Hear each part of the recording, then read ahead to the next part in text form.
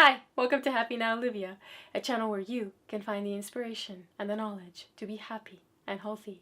In this video, I'm going to talk about whether we need money to be happy or not. If you're new to the Happy Now Olivia community, my name is Olivia, and I believe we are all responsible for our own happiness. And I believe that anyone who puts in the work can be happy now. So stay tuned for this Happy Now Olivia video. So, do we need money to be happy or not? The answer is very simple, but the explanation is not. No, we don't need money to be happy. However, it sure helps. A long time ago, my mom had a friend whose father was a multi-millionaire Peruvian magnate. Okay, he had hundreds of millions of dollars, close to $1 billion. And he used to say that money doesn't bring happiness, but it brings something so incredibly close to it that you can't tell the difference. That's a joke, right? A joke you'd expect somebody with, who's worth close to $1 billion would say.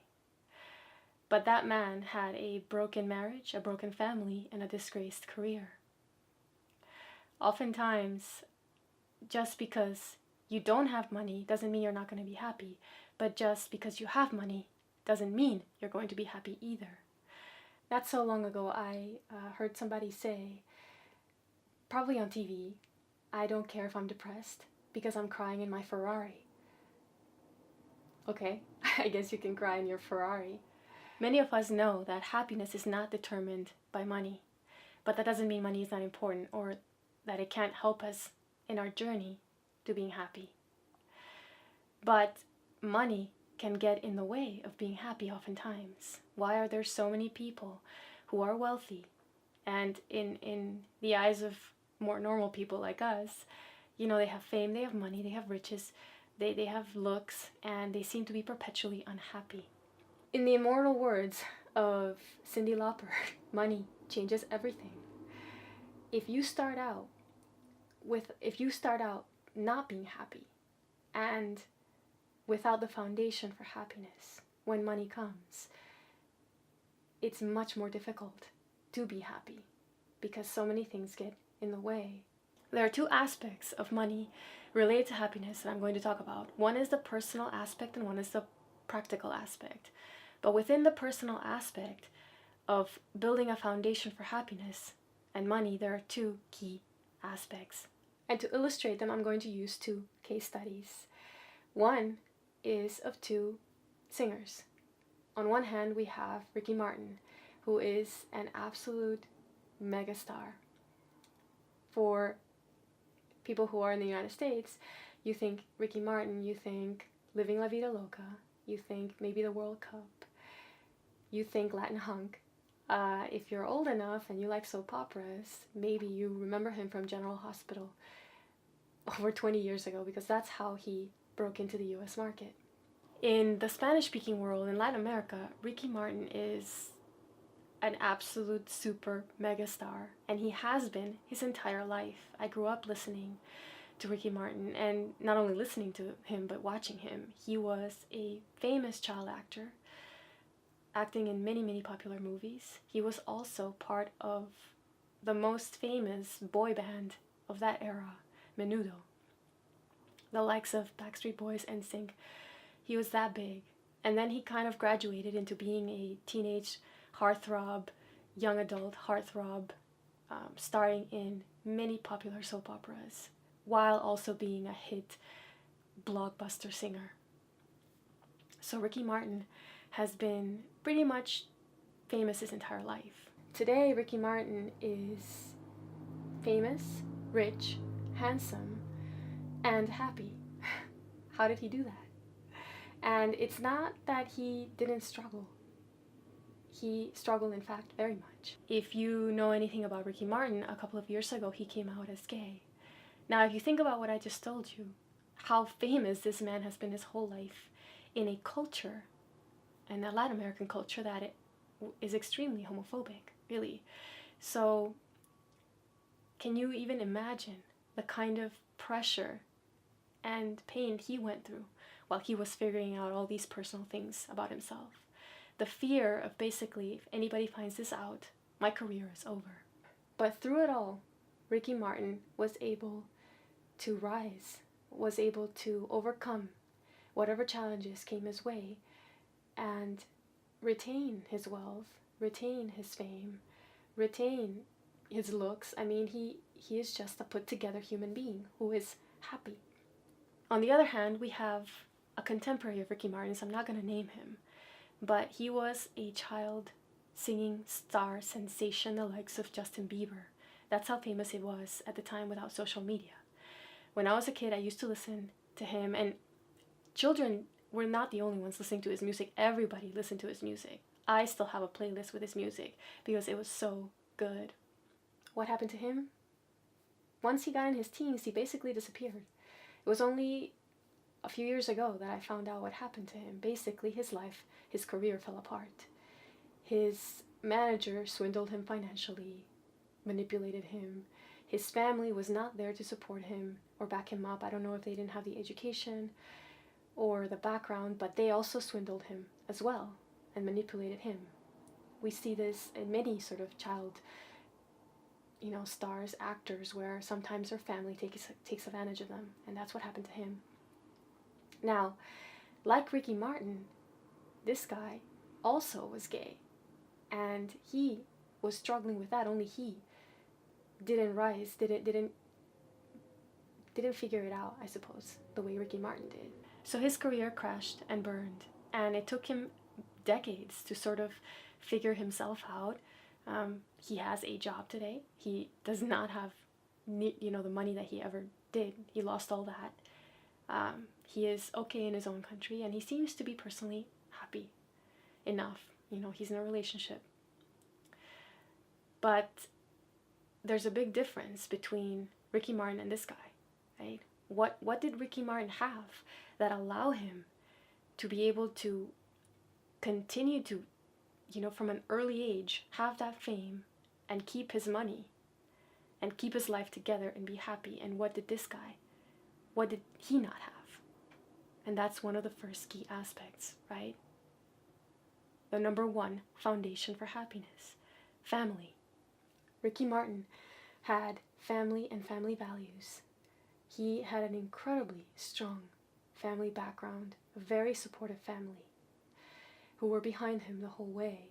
Even if they didn't know he was gay for a long time, he had the love and the safety and the values of his background to carry him through, to allow him to be resilient. This other guy did not. He was being swindled professionally and personally. So he already started at a level under, he already started at a disadvantage, and it took him many years to get past it. Child stars are, to me, easy case studies, because oftentimes in their teens they sort of fall apart if they don't have that family background, if they don't have those values, if they don't have that ability to, that belief in themselves, to be resilient, to get through whatever challenges come their way. There are two incredibly famous singers, Latin American singers, both Mexican, Thalia and Lucero, and I absolutely love them. They are incredible. Think Mariah Carey in the 90s. This is how famous these women are. Not only are they megastar singers, but they're also megastar actresses, both soap opera stars. And I've always admired them. Both of them have always struck me as being incredibly happy and put together. And both of them have strong family backgrounds and values. They are both extremely humble and credit their success to family and to their faith in God. It's very easy for me to pick examples of successful people whom I admire, who have kept their fame, who started out as child actresses. By the way, both of these singers, Thalia and Lucero, started out as singers and actresses from the time they were kids, and they maintained it until today. And today they're rocking it. It's easy for me to pick Latin American examples or Spanish sort of speaking world examples, because in those parts of the world, people are proud of their family values. They talk about it. They they're usually very generous in crediting that background for their success. So some of you may say to me, okay, Olivia, we get it. Family values are good. A good, stable, growing up environment will lead to, will put you in a good path towards achieving happiness. Well, what about us? What about those of us with a broken family background, with a dysfunctional childhood? I hear you, because I had a broken family background, right? I had a dysfunctional childhood. Can we be happy? Of course, right? Otherwise, I'm doing something really wrong with this YouTube channel. Absolutely, we can be happy. It's just that it might take us a little bit more effort to get there. And I'm talking about the happy part. I'm not talking about necessarily the financial aspect of that success, okay? For Ricky Martin, for Thalia, for Lucero to have been successful, they have worked incredibly hard. There is nobody who succeeds who doesn't work hard. Okay, they have busted their butts their entire life to achieve what they have achieved. And that is, their fame and their finances, etc. But on the happiness front, if anything, it's even more of an achievement, because they were able to keep that perspective of all that fame and money and still be happy. And how many people today do we know who are personalities who seem to not be able to do that and fall apart?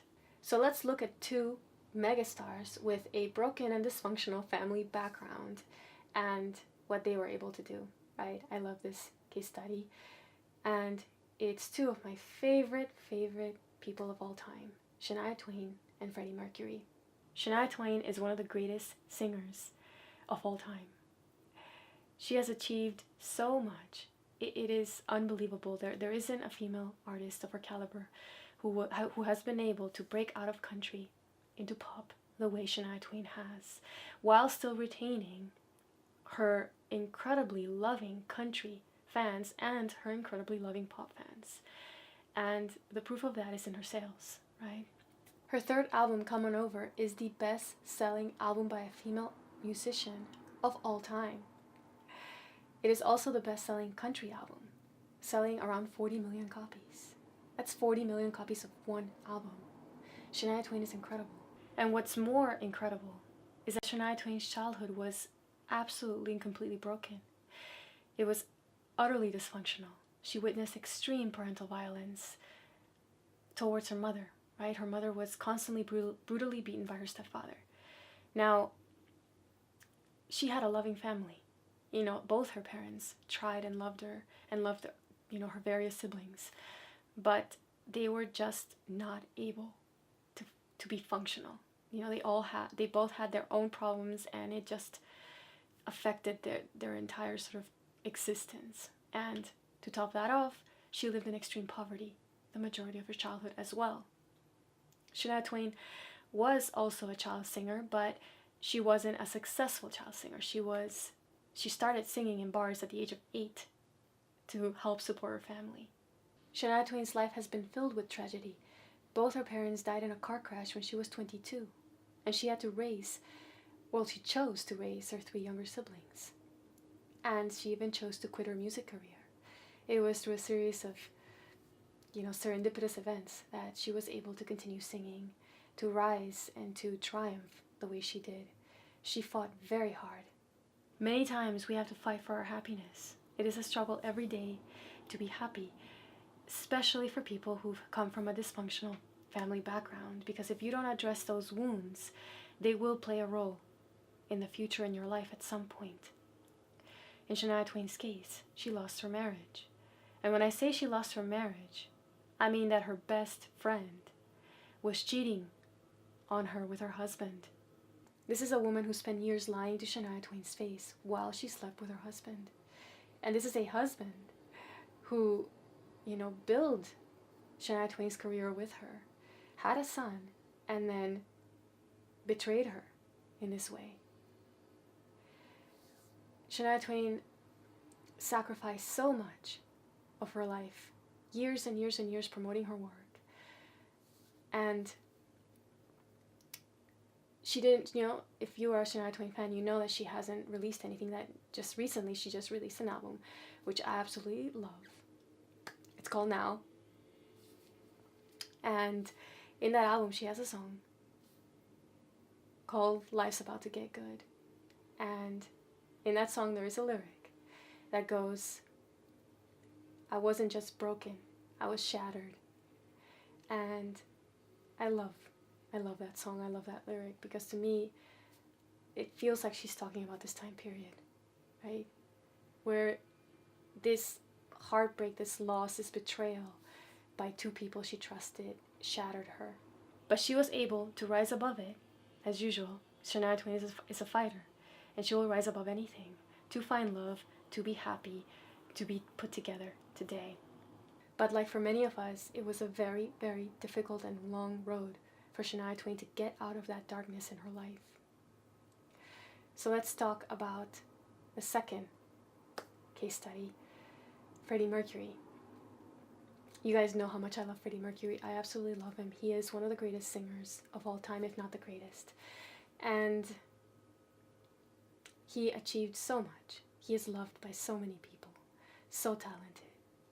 Freddie Mercury was sent to boarding school at the age of 7 or 8. Okay? And that affected his whole life. His psyche was damaged from that experience. And how could it not? You are not meant to be away from your parents at that age. I was sent to boarding school when I was 15, or I had the opportunity, in my case, a very lucky opportunity that I worked very hard for to go to boarding school when I was 15. But it colored my life, right, in many ways. Very, very negatively. I had a broken family background, and on top of that, so what happened is I became easy prey. When you have a broken family background, you're just easier prey for predators. It's just fact of life. And in my case, this happened to me in boarding school as I was indoctrinated to being vegan. And it took me, well, it was 4 years of indoctrination, right? And then it took me an extra 12 years to unbrainwash myself, okay? And that was not easy. Freddie Mercury was incredibly, incredibly confident in his talent, in his vision and his passion, but he was also equally sort of needy in his personal life. He had a very big hole inside himself, which led him to lead a certain kind of lifestyle, partying and a lot of excess, which then led to his death. Freddie Mercury's story absolutely breaks my heart every single time that I think about it, because he was figuring it out. He calmed down later in his life. He was managing the fame and everything that came with it, and he was ready to settle down. He was ready to just calm down and be happy. But in his case, he ran out of time, right? When he made that decision, when he had that awareness, he had already been diagnosed with AIDS. So Freddie Mercury ran out of time, and the world lost an incredible human being.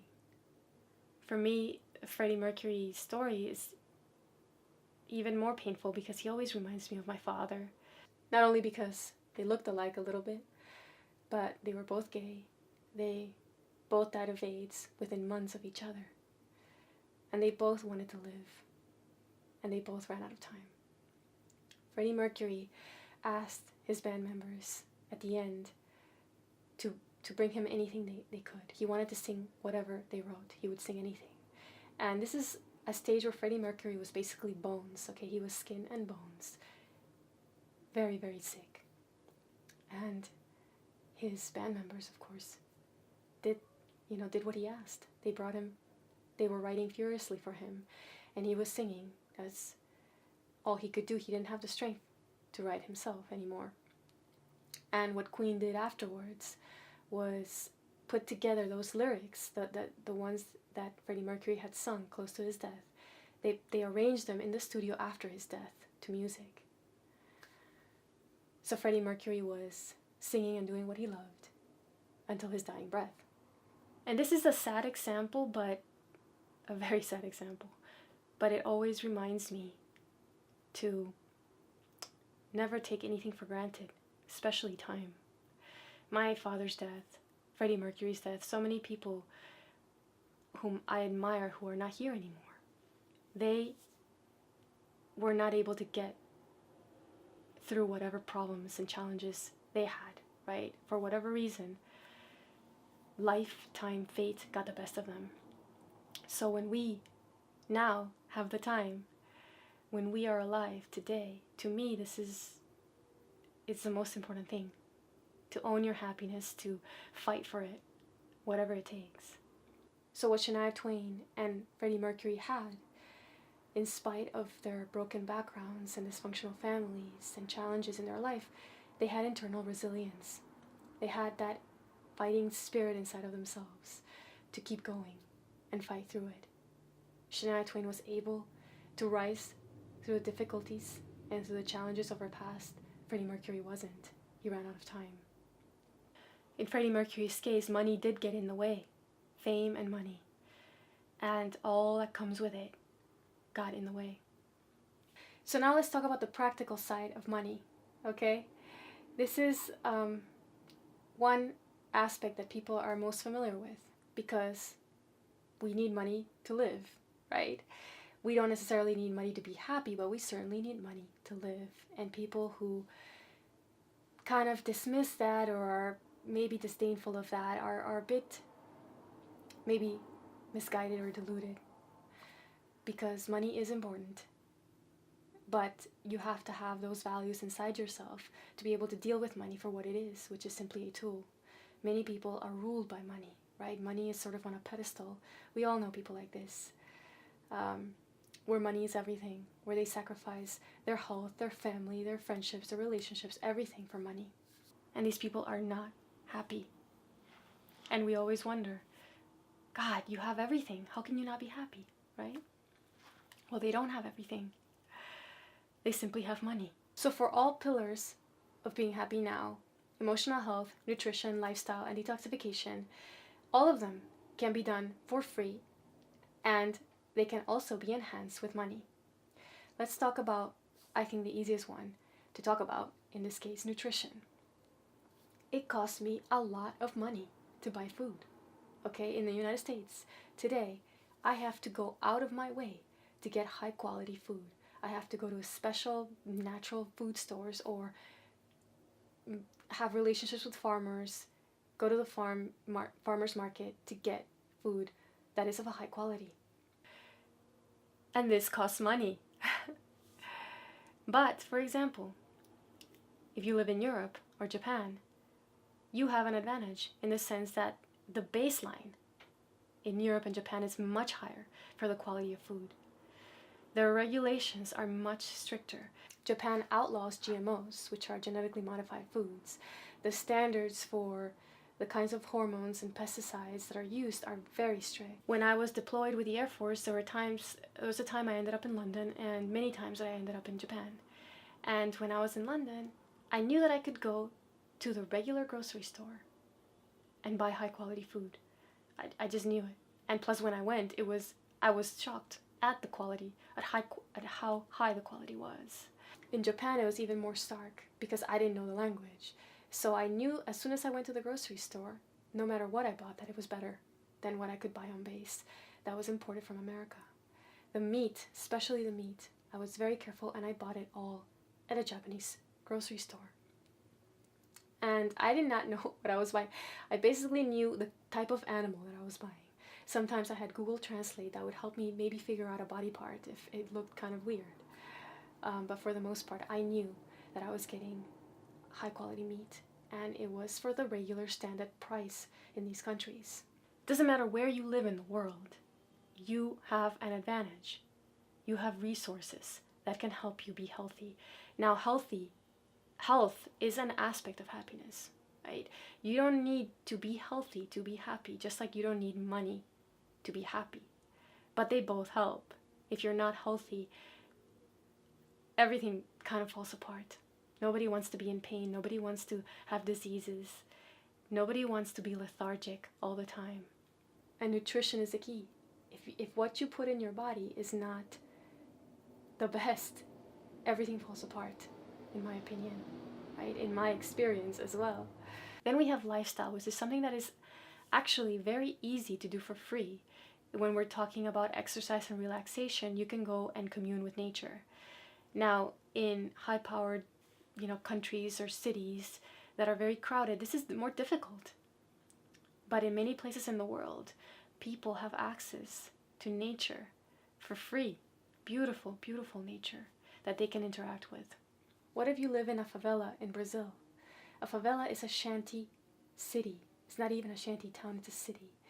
When first world people go vacation in Brazil, for example, in Rio de Janeiro, what they see are the riches and the wealth and the tourism around the beaches. But you travel a couple of miles into Rio, and what you see is the incredible and extreme poverty. Miles and miles and miles of these shanty cities called favelas. Now, if you live in a favela and you want to be happy and you want to be healthy, what do you have that most people don't have? You have the beach right there for free. Now, some people might scoff at that. Okay, whatever, beach. But the ocean is actually one of the most healing things in the world. Bathing in the ocean every day, you're here when it comes to health. What I wouldn't give to have access to the ocean every day. What if you live in some rural part of Africa or the Middle East or South America? What do you have that maybe I don't have around here? Easy access to farms, access to farmers. Maybe you yourself own a cow. To me, this is resource. This is wealth and resources. Maybe where you live, the air is cleaner. You have access to the wisdom of people who are older. And you have that respect for people who are older and wiser. That's something that's rapidly being lost in Western culture, I believe. So let's talk about emotional health.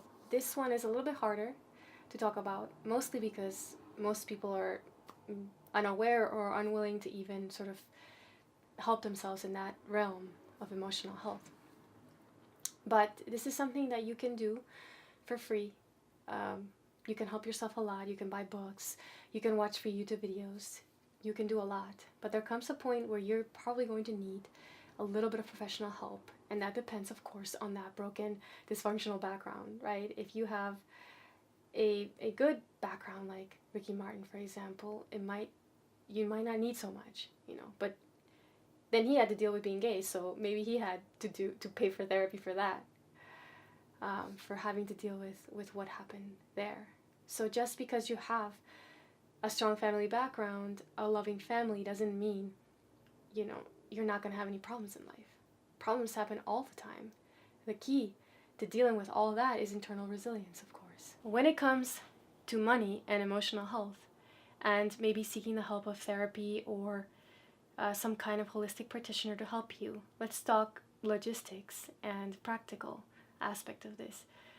In the United States, it costs for a therapy session of some kind probably anywhere from $50 to $100 average, right? This is not even a phone payment for most people. It's not a car payment. Most people spend more money going out to eat or buying alcohol than that, right? When it comes to happiness and using money to enhance your ability to be healthy or happy, priorities play a big role, right? It's important to be entertained. It's important to pay for things that, entertain you, make you happy in that way. But it's also important to be balanced and to use money for a variety of things that will help you in your journey to being happy. Not so long ago, when I lived in Omaha, my therapist there showed me the clip of a documentary about happiness, and she did that because I asked her what the relationship between happiness and gratitude was, because I had noticed that I was pretty much always grateful and happy at the same time. And this movie was basically showing a man in India who was living in extreme poverty. He lived in a tent, in a shack type of tent, with his family, and he was a rickshaw driver. And a rickshaw is like a little basically tricycle where there's like a tent in the back and you bicycle all day. They're basically the taxi cabs in India.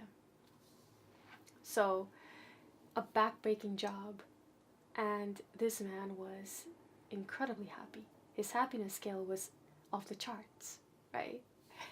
And I think essentially the point of this was, well, that man in India who was poor living in a tent is happy, you know, how come you're not happy? We encounter a lot of this in our culture, right? A lot of people pointing to somebody less fortunate and saying, hey, that person is happy, how come you're not happy? Or, hey, that person is way worse off than you need to be happy. It's not so easy.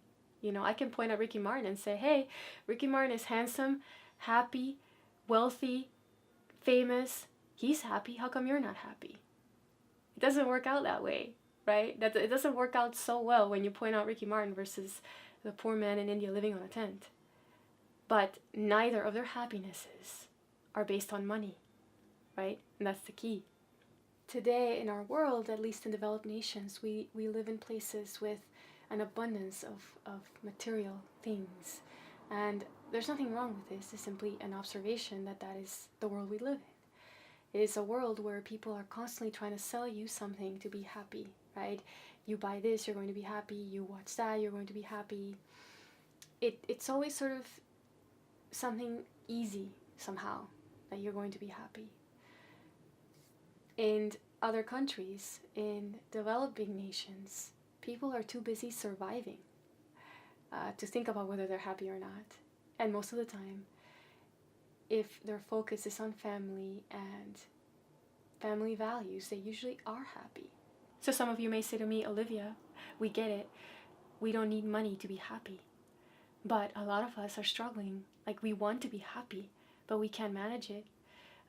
Some of us have a lot of money, some of us don't have that much money. But somehow it doesn't really matter. We just can't find a way to be happy.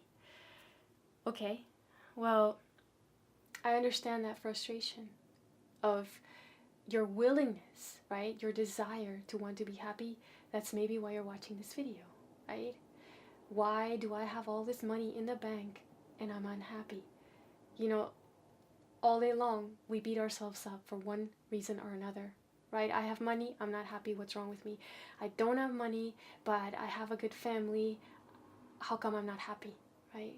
We're just sort of beating ourselves up all the time, and that is not helpful. Desire will only take you so far on the road to happiness. I have been fighting for my happiness for years and years and years. And happiness is absolutely an attitude. It is a way of seeing the world. It is a way of thinking. It is a way of approaching your life's problems and being resilient and sort of fighting for yourself. But desire will only take you so far. Some of us encounter walls along the way, okay, that stop us from being happy. Not because we don't want to be happy. Who doesn't want to be happy? Please raise your hand if you don't want to be happy. I don't know anybody who doesn't want to be happy, okay? The problem is sometimes these things are out of our control, and they're usually related to nutrition or emotional health. Now, in the case of emotional health, let's see an example with myself. I'm fighting extremely hard to fix a lot of the issues that I have from my past. Many of you guys know that I have worked on therapy before to improve myself, to improve my relationship, and I have gone very, very far. But there's something else in my life, right? My relationship with my sister that I'm desperate to fix, in a sense, right? To understand what happened. And literally today I have an appointment after I make this video with a therapist to start working on this. And it is pretty scary, but it's also actually mostly exciting for me. I understand a little bit more what's happened and what is happening and the ways that I react. And I want to help myself. That is not the only reason I'm actually going there today. There are plenty of other things I have to work on. But my motivation is I'm going to fix this, right? Because I know that I have come as far as I can by myself. I can't go any further with this issue by myself. I need a little bit of help. That's it. And I know I'm going to get through it. One way or another. It's only a matter of time. I have the desire. That's taken me to today. That's going to take me to the, doorway of this woman who is now going to help me get to the next stage. And of course, that's going to cost money. And that's okay. And I'm glad that I have the opportunity to spend this money this way. Happiness and money seem to be a topic for a lot of people that don't jive, don't mix, but they do. It's just a matter of where you put money in the context of your life. So what's my bottom line? We don't need money to be happy, but it sure helps. Happiness is a balance between the spiritual and the material, between the personal and the practical, and most importantly, between desire and action. You can want to be happy all day long. You can have all the money in the world, and I know many people who do. And, not all the money in the world, but plenty of money, plenty of it. And they're unhappy, they're unhealthy, they don't know what to do, they're lost. There comes a time when you need to take action, when we need to understand and be humble enough to know we need help or something isn't working. I've been doing this for forever. I've been paying this person or I've been paying for this thing and it's not working. When you do things for a significant amount of time and they don't work, something's wrong. It's time to question. It's time to wonder, hey, what am I doing here? What else can I do? It doesn't matter where you live in the world. It doesn't matter what your circumstances are. It doesn't matter if you're poor or if you're rich. You can be happy. You just have to take action. You just have to know that every little step you take, whether it's going to bathe in the ocean or paying to go see a therapist or eating healthier, is taking you further and further to being into that road to being happy. There is absolutely no reason to have money and be unhappy. It certainly is more difficult to deal with what money brings you and the kinds of people, manipulative situations that you're involved in when you have money. But just like anybody else, money or not, happiness is up to you. I am happy, but I also want to be financially successful for myself and for my family, to give myself opportunities that I don't have right now. And there's absolutely nothing wrong with that. You can have money, you can want money, and you can be happy. Because happiness is not determined by money. It's determined by what you have inside yourself, by the fight and the spirit inside you to reach for that happiness. So let me know what kinds of experiences you guys have had with money and happiness. And with things you've noticed, people who have money and can't find their happiness, people who are maybe poor but are happy, things you've learned, things you've thought about, and your own experiences. If you're new to the Happy Now Olivia community, please subscribe. Why? Because I share with you everything that I have learned that I am still learning about being happy and healthy. And by subscribing, you not only get to benefit from my knowledge and my experiences, but you get to help me spread my message of happiness, health, knowledge, and inspiration. Because I believe that happiness and positivity have the power to spread millions of times more than hate and negativity. And they can change the world, one person at a time. Thanks for watching. I hope you have a wonderful day. See you next time.